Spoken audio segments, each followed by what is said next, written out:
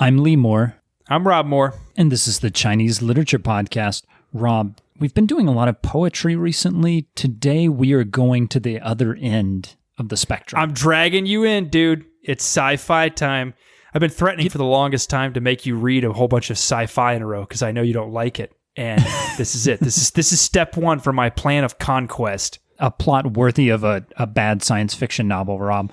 A really bad one. Ken Liu is probably, I think, the most famous person in America associated with Chinese science fiction. He translated Liu Cixin, the Hugo Prize-winning novelist of Three Body Problem and a whole series. Ken Liu has done another translation, a compendium of a bunch of short stories, science fiction short stories, called Invisible Planets. And you somehow, I guess I was drunk or something, you somehow convinced me to read it. We are working on a Lu Xun series, and I think we didn't have enough material, and you were desperate, and you're like, all right, fine, let's do this. My hope is we'll do a few more of these. I don't know that we'll have to do all of them in a row, like an actual series. Chinese science fiction is absolutely worth exploring, if for no other reason than it's one of the very few branches of literature or film coming out of China that is internationally renowned. Chinese science fiction writers win major awards in the West. And if you've read enough science fiction, and I'm a nerd and have read a ton of it, some of the best coming out of China is utterly unique and does things that I have not read before, which is really exciting.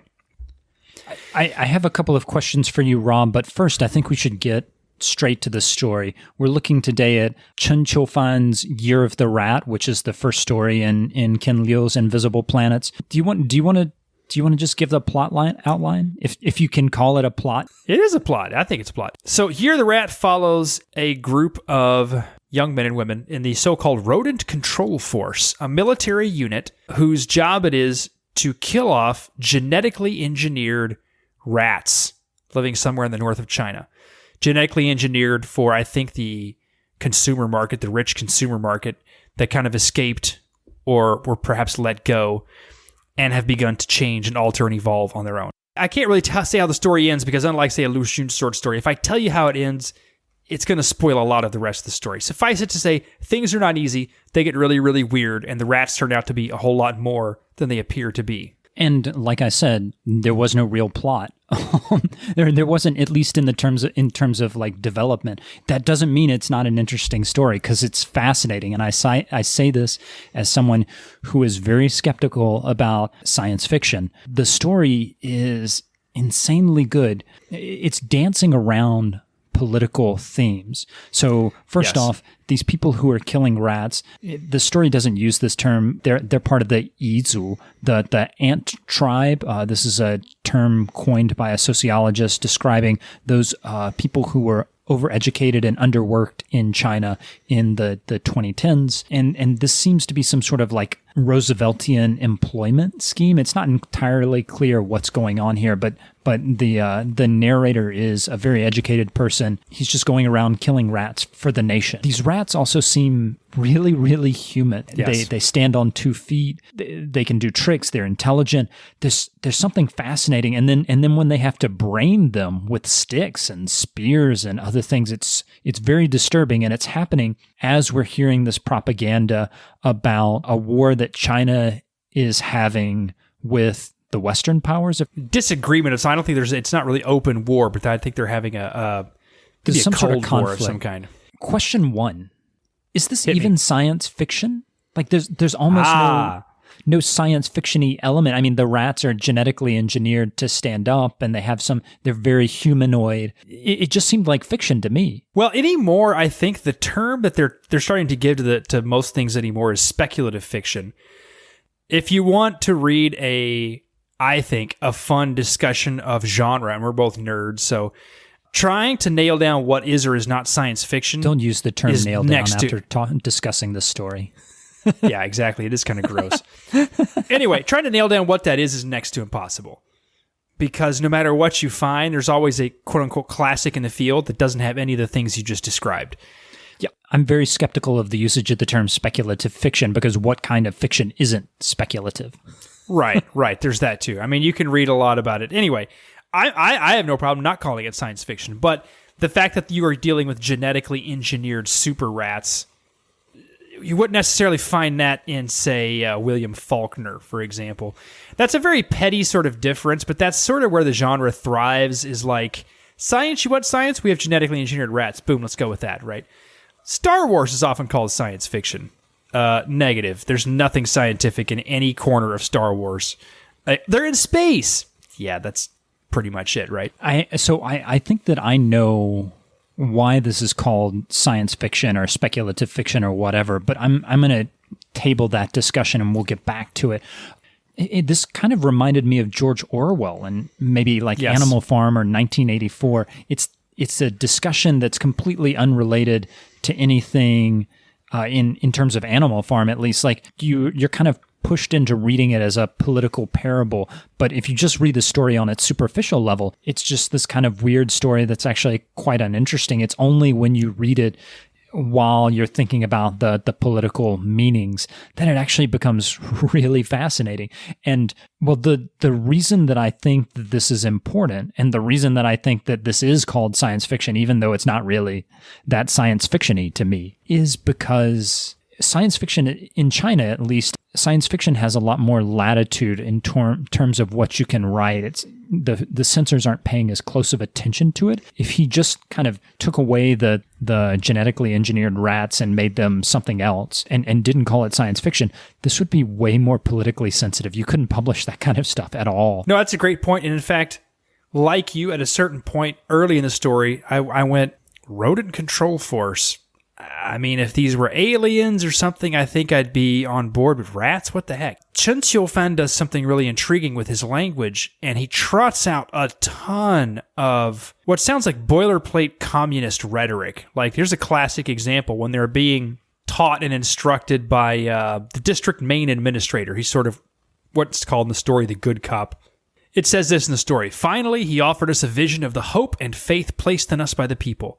Quote, "It's honorable to love the country and support the army. It's glorious to protect the people and kill rats." End quote. Now, that is both straight CCP Cultural Revolution rhetoric and also hilarious because it ends with, "It's glorious to protect the people and kill rats," which is both making fun of it immediately in the language. It's sort of ridiculing the whole idea, right? Who are you killing? What are you killing?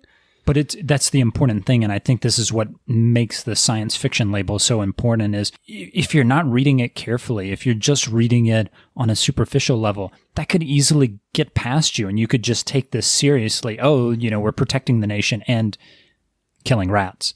But once you start thinking about it in terms of politics, it's a hilarious poking at this nationalism, especially when you have this conflict going on with these other nations that's just kind of being broadcast, and it doesn't really affect the plot that much. It's juxtaposed to the rat killing to suggest that maybe these other people that we're having this conflict with are kind of like these rats. Like the state is saying we need to kill them, we need to smash them, we need to spear them.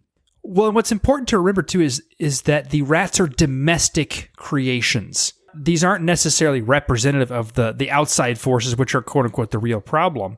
When I read this, all I can think of is a cultural revolution or any sort of domestic crackdown in China where you're supposed to be weeding out the bad guys, the inhuman. I mean, the rhetoric throughout the Maoist era was what characterized everybody from capitalists to anyone owning property in China as almost satanic, evil, people-hating fiends, right? So why not a rat, right? The rat is almost a perfect choice for that purpose because they're gross, they're portrayed anyway, as gross, as disease carriers, etc., etc., etc. Now, in the story, of course, what's interesting, the rodent control force begins finding signs that the rats have advanced way beyond their genetic programming. They're developing a religion, they're developing cultural traits, etc., etc., and this isn't supposed to be possible. Just like people coming out of the Cultural Revolution were looking around at the people who were once considered inhuman and going, well, I don't know, I guess they're sort of like us after all. This is a strange thing to realize, right? First we were supposed to annihilate them, and now we're supposed to live with them. Well, what does that mean? The character who we're told dies at the beginning of the story, it's actually revealed that he was keeping a rat for himself and hiding it. And he falls kind of in love with the rat. And it reminds me really of the anti-Western propaganda that's being put out increasingly in China, talking about being careful of foreign spies, and there is this evocation of this other that is in China now that I think that he's satirizing. Also, so the discussion of Chinese nationalism in this story is fascinating. The good cop that you mentioned, the thing where he says it's glorious to protect the people and kill rats. In the beginning of that paragraph, there's something interesting. He starts by talking about a very famous poem in the Shijing, the Book of Odes. It's been translated in a variety of ways. We did a podcast on it a couple of weeks ago, right, Rob? In maybe September, October. The poem is about rats and them eating up all of the millet. One of the ways that it's traditionally been interpreted is that it's the government, the tax man, coming and eating up everything that the peasant has. It's a metaphor for that. And so to have him, the good cop, the representative of the state that's just sending them to do all this silly stuff that is completely worthless and maybe is actually kind of bad, and cloaking it in the rhetoric of the nation, to have him deploy this poem from the Shijing, it's like, wow. They're just the state in the as depicted in the story, the PRC is oblivious, right, Rob? And it's also important because the rhetoric that Mao wanted to propose for the nation is that everyone was sort of passionately involved with the future of the nation, right?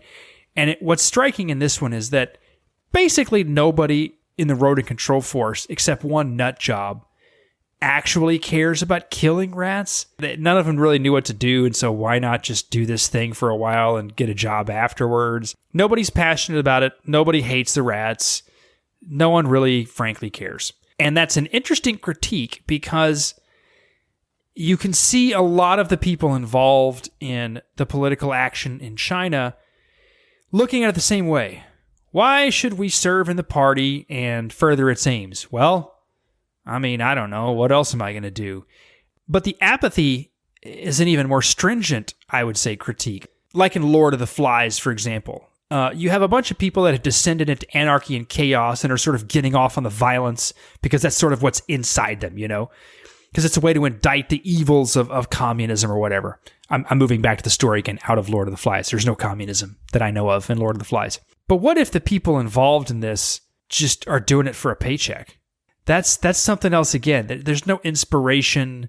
There's no changing of the spirit. They're just getting by as they always have, making it no different than really any other era. Just as we sort of start to conclude, whether or not you're interested in science fiction, if you're interested in China, I think that this book would be one that you should maybe consider picking up.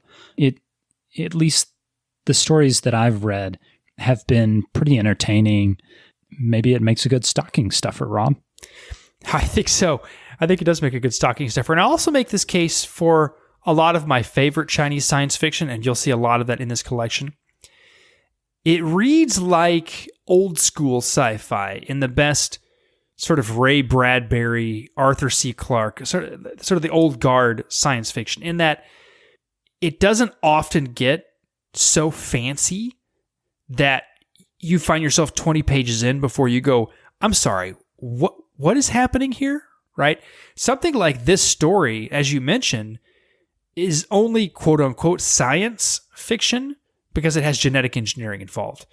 But like with Orwell's quote unquote science fiction, it's much more interested in giving us a world that is like ours, but is just a bit off. This is a little bit what the scholar Darko Suvin once called the language or the literature of cognitive dissonance. That's sort of his definition. Anything that calls itself sci-fi has to do this, right? Has to be off of our sort of reality track a little bit. And it uses that offness to make a trenchant political point, I would say. Very interesting. Absolutely. In fact, Liu Cixin does a lot of that in his best work as well. Anyway, as I say, it's very unique. I hope we talk about more of this stuff as we go forward. Rob, before we go, could you just remind us, if you're feeling the need for more Chinese literature podcasts, where do you go? The easiest way, without buying a plane ticket, is to look us up on Twitter at ChinLitPod, Instagram at ChineseLitPod. You can send us beer money at Patreon, Chinese Literature Podcast. And of course, Chinese Literature Podcast at gmail.com. We love emails. We answer emails. We often as long as feature we're not defending emailers. dissertations. Exactly. And you're done with that, my friend. Yeah. I don't know if we've posted this yet on the podcast, but Lee is officially Dr. Moore. There's 2 Dr. Moores on the podcast. I don't know what to make of that. I don't know if that makes us sound more or less professional, but anyway. Well, it makes us sound more because we are the Doctors Moores. Doctors Moores. It makes us sound like some sort of TV show, sitcom couple. Anyway, look us up. Send us a message. Review us on your favorite podcasting platform. Give us a shout out. Help us to spread the word. Rob, before we go, what beer are you drinking? I am drinking a Leffe, L-E-F-F-E, blue. I'm in France, and that's sort of the... it's so cheap that it's cheaper than Budweiser, and yet it's about 20 times better than Budweiser. So I love being in France for that. I'm having one of Oakshire's Beer Geek beers. This is the coffee, Beer Geek coffee. So thank you to our Patreon donors. Enablers. Thank you to our Patreon donors or enablers or whatever you want to say for these beers. I'm Lee Moore. I'm Rob Moore. And this is the Chinese Literature Podcast.